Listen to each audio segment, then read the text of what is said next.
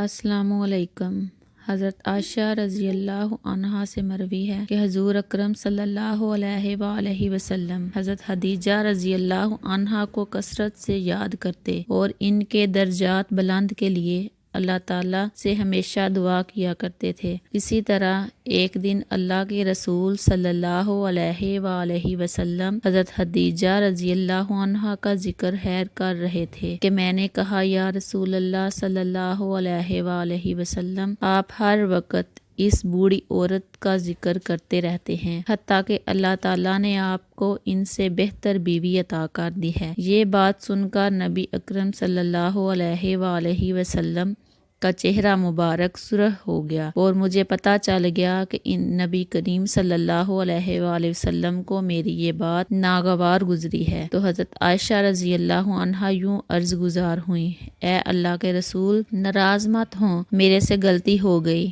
مجھے معاف کر دیجئے، میں کبھی اس طرح کی بات نہیں کروں گی۔ حضور اکرم صلی اللہ علیہ وآلہ وسلم نے مجھے معاف کرتے ہوئے فرمایا کہ خدیجہ اس وقت میرا سہارا بنی جب ہر طرف سے کفار مجھے اذیتیں دے رہے تھے۔ خدیجہ نے مجھے اس وقت پناہ دی جب سارے کفار میری جان لینے کے در پہ تھے۔ سرور کائنات صلی اللہ علیہ وآلہ وسلم اپنی بیویوں میں سب سے زیادہ حضرت خدیجہ کو یاد فرمایا کرتے ہیں اور ان کے لیے دعا کرتے تھے۔ امام طبری اور ظاہری اور حضرت قتادہ سے مروی ہے کہ عورتوں میں سب سے پہلے اسلام قبول کرنے والی حضرت خدیجہ رضی اللہ عنہا نے حضرت محمد صلی اللہ علیہ وسلم نے فرمایا کہ جب میں نے اپنی نبوت کے بارے میں خدیجہ کو بتایا تو اس نے اسی وقت اسلام قبول کر لیا۔ حضور اکرم صلی اللہ علیہ وسلم نے فرمایا، جنت میں داخل ہونے والی افضل ترین عورتیں یہ ہیں: خدیجہ بنت خویلد، فاطمہ بنت محمد، مریم بنت عمران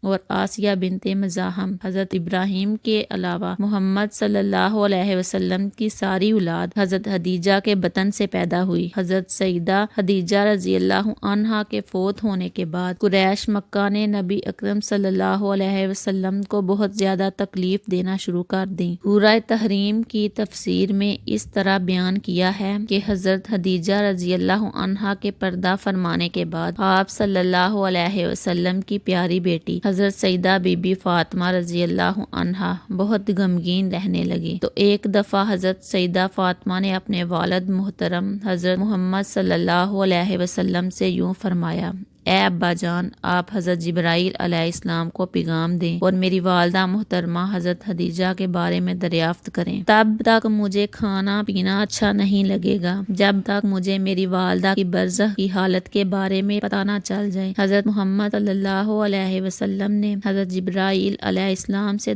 حضرت خدیجہ کے بارے میں پوچھا تو حضرت جبرائیل علیہ السلام نے فرمایا، اے اللہ کے نبی صلی اللہ علیہ وآلہ وسلم، حضرت بی بی فاطمہ رضی اللہ عنہا کو فرما دیں کہ آپ کی والدہ حضرت خدیجہ رضی اللہ عنہا حضرت سیدہ سارہ علیہ السلام اور حضرت سیدہ مریم علیہ السلام کے ساتھ بڑی شان و شوکت کے ساتھ جنت میں رہ رہی ہیں۔ جب نبی اکرم صلی اللہ علیہ وسلم شب معراج کو جنت کی سیر کے لیے گئے تو آپ صلی اللہ علیہ وسلم نے فرمایا کہ ایک خوبصورت اور بڑا محل دیکھا جس میں ایسی چیزوں کو رکھا گیا تھا جو کبھی کسی نے نہ دیکھی اور نہ سنی اور نہ سوچی تھی۔ آپ صلی اللہ علیہ وسلم نے فرشتوں سے پوچھا کہ یہ گھر کس کے لیے تیار کیا گیا ہے؟ فرشتوں نے جواب دیا، اللہ کے نبی صلی اللہ علیہ وسلم، یہ حضرت خدیجہ رضی اللہ عنہا کے لیے اللہ تعالیٰ نے تعمیر کروایا ہے۔ یہ سن کر نبی کریم صلی اللہ علیہ وسلم نے فرمایا کہ میں اللہ کا شکر ادا کرتا ہوں، اللہ تعالیٰ نے خدیجہ کو دنیا میں مال خرچ کرنے کے بدلے جنت میں اعلیٰ مقام عطا کر دیا ہے۔ بے شک تمام عورتوں کے لیے حضرت خدیجہ رضی اللہ عنہا کی زندگی بہترین نمونہ ہے، یہاں تک کہ حضور اکرم صلی اللہ علیہ وسلم نے بھی فرمایا ہے، تمہارے اتباع و اقتداء کرنے کے لیے 4 عورتیں ہی کافی ہیں: مریم بنت عمران، خدیجہ بنت خویلد، فاطمہ بنت محمد صلی اللہ علیہ وآلہ وسلم اور فرعون کی بیوی آسیہ۔ حضرت سیدہ خدیجہ ہی وہ پہلی ہستی ہیں جنہیں جنتی محل کی بشارت دی گئی اور خود اللہ پاک نے سلام بھی بھیجا۔ قرآن پاک میں سب سے پہلے آپ کو ہی ام المومنین کے لقب سے پکارا گیا۔ آپ نے سب سے پہلے حضور اکرم صلی اللہ علیہ وسلم کی تصدیق کی تھی۔ مزید ایسی ویڈیوز کے لیے چینل کو ضرور سبسکرائب کریں۔